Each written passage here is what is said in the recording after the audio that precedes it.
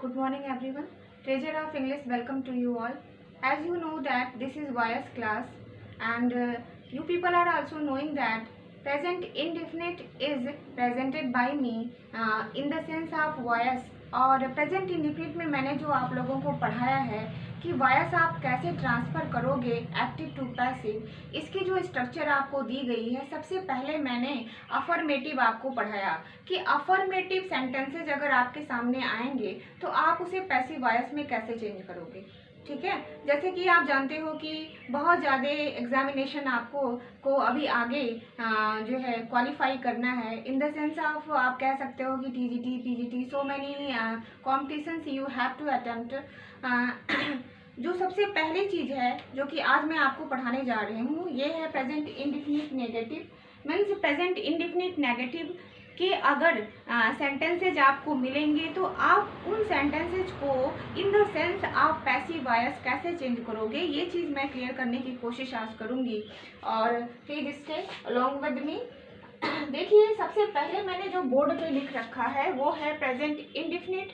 और present indefinite की कौन सी स्ट्रक्चर आपको मिलेगी जिससे कि आप पहचान जाओगे कि ये टेंस जो है वो प्रेजेंट इंडिफिनिट का है, क्योंकि आपको ये पता होगा कि वॉयस या फिर कोई भी चीज़ जब आप ग्रामेटिकल अटेम्प्ट करते हो उसे सॉल्व करने के लिए, तो उसकी जो भी रूल रेगुलेशंस होते हैं वो हर किसी का डिफरेंट होता है। हर किसी चीज़ के लिए डिफरेंट रूल रेगुलेशंस होते हैं। और यहाँ मैंने लिखा है प्रेजेंट इंडिफिनिट, ब्रैकेट में लिख रखा है डू और डज। इसका मतलब ये है कि प्रेजेंट इंडिफिनिट टेंस जो होता है उसकी हेल्पिंग वर्ब डू और डज होती है। और जब ये नेगेटिव सेंस में, नेगेटिव सेंटेंस में लिखा रहेगा तो इसमें किस चीज़ का यूज़ होगा, डू और डज। यानी कि क्वेश्चन आपका अगर डू और डज के बेस पे लिखा रहेगा then which structure will work, तो आपको कौन सी स्ट्रक्चर फॉलो करनी है वो स्ट्रक्चर भी मैंने बोर्ड पे लिख रखा है। वो स्ट्रक्चर है, सबसे पहले मैंने यहाँ पे लिखा है passive structure. Means question you have to get active and what will be its answer. Means passive structure आप कैसे बनाओगे ये चीज़ मैंने बोर्ड पे लिखा है। सबसे पहले मैंने लिखा है सब्जेक्ट, और सब्जेक्ट के ब्रैकेट में मैंने क्या लिख रखा है, पैसिव ऑब्जेक्ट। क्या लिख रखा है, पैसिव ऑब्जेक्ट। मीन्स जो आपको क्वेश्चन मिला रहेगा, अंडरस्टूड, जो आपको क्वेश्चन मिला रहेगा, यहाँ पे पैसिव ना करके यहाँ पे क्या होगा, एक्टिव ऑब्जेक्ट। ठीक है, एक्टिव ऑब्जेक्ट। तो देखिए, यानी कि एक्टिव सेंटेंस जो आपको मिला रहेगा उसका जो ऑब्जेक्ट होगा, उस सेंटेंस का जो क्या होगा, ऑब्जेक्ट होगा, वो ऑब्जेक्ट पैसिव वॉयस में किसका काम करेगा, सब्जेक्ट का। वो ऑब्जेक्ट पैसिव वॉयस में किसका काम करेगा, सब्जेक्ट का। जैसे कि मैंने जब अपनी previous video in the sense of voice upload करी है उसमें मैंने ये क्लियर किया है कि आपको पैसिव सेंटेंस बनाने के लिए सब्जेक्ट कैसे फाइंड आउट करना है। अगर आप मेरी प्रीवियस वीडियो देखे होंगे तो आपको ये बिल्कुल क्लियर हो जाएगा कि पैसिव सेंटेंस जब हम बनाते हैं, एक्टिव से पैसिव जब हम ट्रांसफर करते हैं सेंटेंस को, तो ऐसी कंडीशन में हम सब्जेक्ट कहाँ से पाते हैं। मैंने ब्रैकेट में फिर से आपके कॉन्सेप्ट को क्लियर करने के लिए, हर एक डाउट को क्लियर करने के लिए ब्रैकेट में लिख रखा है कि एक्टिव सेंटेंस जो आपको क्वेश्चन मिलेगा उसमें जो ऑब्जेक्ट की पोजीशन पे होगा वही पैसिव वॉयस में किसकी पोजीशन पे काम करता है, और सब्जेक्ट की पोजीशन पे काम करता है। क्लियर हो गया इतना। अब देखिए, जैसे कि मैंने पहले भी अपनी प्रीवियस वीडियो में बताया है, फिर इस वीडियो में भी बता रही हूँ कि अगर आप प्रेजेंट इंडेफिनिट टेंस का क्वेश्चन पाते हो in the sense of voice, then you have to get helping verb of present continuous for conversion of present indefinite active sentence into passive. Understood everyone. Means कि अगर आपको present indefinite tense से किसी भी तरह का क्वेश्चन वॉयस बनाने के लिए मिलता है तो आप जो हेल्पिंग वर्ब यूज़ करोगे वो प्रेजेंट कॉन्टिन्यूअस की हेल्पिंग वर्ब होगी। और आपको इतना पता होगा कि प्रेजेंट कॉन्टिन्यूअस में कितनी तरह की हेल्पिंग वर्ब होती है, 3, is, am, are. Understood everyone. Is, am, are. Is work करता है सिंगुलर सब्जेक्ट के साथ, आर वर्क करता है प्लूरल सब्जेक्ट के साथ, और एम वर्क करता है आई के साथ। Understood. Am specially only one subject के लिए वर्क करता है, that one is I. Is it clear? अब देख लीजिए आप, मैंने लिखा भी है कि आपको ये वाला डाउट आपका क्लियर हो गया कि आप पैसिव सेंटेंस बनाने के लिए सबसे पहले क्या लिखोगे, सब्जेक्ट, और वो सब्जेक्ट जो होगा वो एक्टिव का सब्जेक्ट नहीं होगा। पैसिव सब्जेक्ट को लाने के लिए आपको एक्टिव सेंटेंस में जो ऑब्जेक्ट की पोजीशन पे होगा उसे ही आप सब्जेक्ट बनाओगे। इसके बाद आप देखोगे कि उसका नंबर क्या है। आपको पता होगा कि इंग्लिश में दो तरह के नंबर होते हैं, singular number and plural number. Understood everyone? अगर आपका सब्जेक्ट सिंगुलर नंबर में होगा तो आप इज लगाओगे, अगर आपका सब्जेक्ट प्लूरल नंबर में होगा तो आर लगाओगे, अगर आपका सब्जेक्ट आई होगा तो उसके साथ एम यूज करोगे। क्लियर हो गया? अब देखिए, इस तरह से स्ट्रक्चर हमें आपको ये बताती है कि कौन से वर्ड को किस प्लेस पे लिखना है। स्ट्रक्चर वो चीज होती है जो कि हमें डायरेक्ट करती है कि कौन से वर्ड को हमें किस पोजीशन पे रखना है। So this is very much compulsory to you all knowing such a type of structure in the sense of grammar. Understood everyone? So I have written here subject in the bracket, active object after after closing the bracket I have written here plus is oblique am oblique r plus not plus be third means आप कौन से किस type का sentence पढ़ रहे हो, negative type का sentence आप पढ़ रहे हैं, इसलिए नॉट का यूज कहाँ होगा ये जानना भी आपको जरूरी है। सबसे पहले आप सब्जेक्ट लिख दोगे, इसके बाद आप ऑब्जर्व करोगे कि आपका सब्जेक्ट सिंगुलर है कि प्लूरल, उसके बेस पे इज एम आर में से जो भी एप्रोप्रिएट होगा उसके अकॉर्डिंग आप यहाँ पे पोस्ट करोगे। इसके बाद आपको क्या लिखना है, नॉट, इसके बाद आपको क्या लगाना है, नॉट। अंडरस्टूड? और नॉट के बाद अगर आप पैसिव बना रहे हो तो पैसिव के लिए एक कॉमन रूल में मैंने बताया था, सेंटेंस कोई भी हो, टेंस कोई भी हो, लेकिन वह फॉर्म हमेशा एक ही लगती है, वो होती है वर्ब की थर्ड फॉर्म। ठीक है, वो कौन सी फॉर्म होती है, वर्ब की थर्ड फॉर्म। और इसीलिए मैंने यहाँ पे लिख रखा है V third, V means verb, three means third form of the verb. इसके बाद देखिए मैंने यहाँ पे लिखा है by, means by passive voice में यूज करते हैं, और बाय के बाद क्या आता है, ऑब्जेक्ट। और ये ऑब्जेक्ट आपको कहाँ से मिलेगा, ये एक्टिव सेंटेंस, यहाँ भी मैंने पैसिव ही लिख रखा है जबकि यहाँ क्या होगा, एक्टिव होगा। तो आप भी इसे एक्टिव कर लीजिएगा।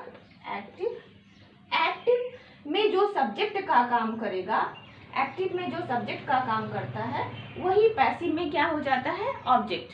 ठीक है, मीन्स आगे जो लिखा रहता है वो बिल्कुल पीछे चला जाता है, और जो पीछे लिखा रहता है वो बिल्कुल फ्रंट पे आ जाता है। Understood? This is cross reaction which is generally utilised in the sense of in the formation of passive voice. Is it clear?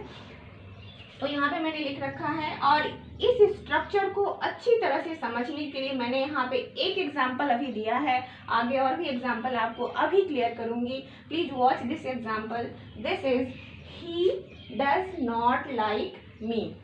Okay, this is question which is given to you all. Okay, अब देखिए आपको सबसे पहले find out करना होगा कि जो sentence आपको दिया गया है इसका टेंस क्या है, मीन्स ये किस टेंस से बिलोंग करता है। तो आप यहाँ पे देख सकते हो कि यहाँ पे डज लगाया गया है, तो डू और डज जो होता है ये प्रेजेंट इंडेफिनिट टेंस की हेल्पिंग वर्ब होती है, ये प्रेजेंट इंडेफिनिट टेंस की हेल्पिंग वर्ब होती है। तो आपको ये पता चल गया कि जो सेंटेंस, जो क्वेश्चन आपको मिला है, this is related to present indefinite negative sentence. Understood? तो ऐसे सेंस में जब आपको ये पता चल गया कि आपका क्वेश्चन प्रेजेंट इंडेफिनिट टेंस से है, तो आपको ये भी क्लियर हो गया कि आपको पैसिव बनाने के लिए किस टेंस की हेल्पिंग वर्ब लेनी है। मैंने स्टार्टिंग में ओरली आपको बताया कि अगर आपका क्वेश्चन प्रेजेंट इंडेफिनिट टेंस से है तो आप प्रेजेंट कॉन्टिन्यूअस टेंस की हेल्पिंग वर्ब लोगे in the sense of active to passive formation. Is it clear? तो यहाँ पे मैंने इसको सॉल्व किया है। अब इसमें सबसे पहले आप जान लीजिए कि मैंने जो स्ट्रक्चर लिखा है, सब्जेक्ट सबसे पहले आप कैसे पाओगे, एक्टिव सेंटेंस के ऑब्जेक्ट से।